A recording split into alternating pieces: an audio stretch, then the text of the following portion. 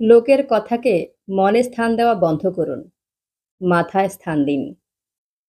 আজকের ভিডিওতে বলবো, মানসিক অশান্তি থেকে চিরতরে মুক্তি পেতে আপনি আপনার দৈনন্দিন জীবনে ঠিক কোন ৯টি অভ্যেস ফলো করবেন। নাম্বার ১, লোকের কথাকে মনে স্থান দেওয়া বন্ধ করুন, মাথায় স্থান দিন। হয় তখন সেটা একটা সময় পর আপনার মাথা থেকে বেরিয়ে যাবে, আর নয়তো এটা আপনার মধ্যে পজিটিভ জেদ সৃষ্টি করে আপনাকে আরো উন্নত হতে সাহায্য করবে। নাম্বার ২, আয়নার সামনে দাঁড়িয়ে আপনি যে লোকটাকে প্রতিদিন দেখেন, মনে রাখবেন সেই লোকটি একমাত্র আপনার জীবনের হিরো বা হিরোইন। এর বাইরে অধিকাংশই শুধু মুখোশের আড়ালে ঢেকে রাখা কিছু সুন্দর মুখ। নাম্বার ৩, এই দুনিয়ায় প্রয়োজন ছাড়া কেউ কাউকে প্রিয়জন বানায় না। কথাটা শুনতে খারাপ লাগে ঠিকই, কিন্তু এটা বাস্তব। তাই কারোর মুখের কথায় প্রভাবিত না হয়ে বরং আপনার প্রতি তার আচরণকে খেয়াল করুন।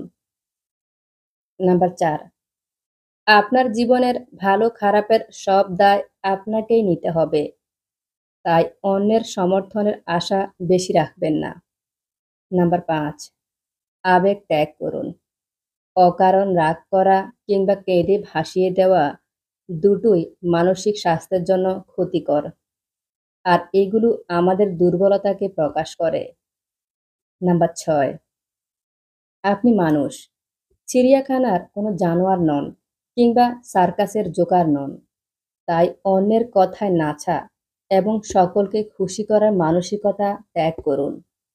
যে আপনাকে ভালোবাসে সে আপনার ভালো মন্দ নিয়েই আপনাকে ভালোবাসবে, কিন্তু কারোর ভালোবাসা পাওয়ার জন্য যদি নিজেকে বদলাতে হয়, তাহলে বুঝবেন আপনি নিজের সাথেই বেইমানি করছেন। নাম্বার ৭, দিন শেষে বিছানায় যখন ঘুমোতে যাবেন, তখন আপনি আপনার সাথে একান্তে থাকবেন। তখন যেন আপনি সন্তুষ্ট মনে নিশ্চিন্তে ঘুমোতে পারেন, এটা নিশ্চিত করুন।